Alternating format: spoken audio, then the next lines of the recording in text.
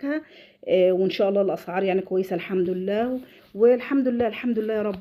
اهو يا حبايبي زي ما انتم شايفين معانا بقى طماطم، بطاطس، ليمون، معانا بتنجان ما شاء الله، الخيار، معانا البرتقال، الموز.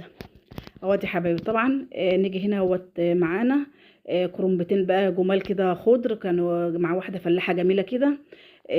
طبعا لسه متقطع صابح. فكرنبتين دول يا حبايبي ما شاء الله عاملين 15 جنيه الاتنين دول يا حبايبي. بصراحة يعني جميل. فطبعا بقى احنا باخده بقى احطه بقى في التلاجة يوم اتنين بقى، لما ربنا يسهله بقى اعمله بإذن الله. ونيجي هنا الموز اهوت برضو بالنسبة لسعر الموز، هو والله يا جماعة السعر ماشي في السوق كله. الاتنين كيلو ب25 جنيه بس ما شاء الله، يعني الموزية جميلة جدا، وموزية ناشفة كده مش مهرية ما شاء الله جميلة. بالهنا والشفا جبت 2 كيلو ب25 جنيه. ونيجي هنا للبرتقال، في برتقانة بصرة في ب6 وفي ب5. طبعا يعني طبعا لما بنبدأ طبعا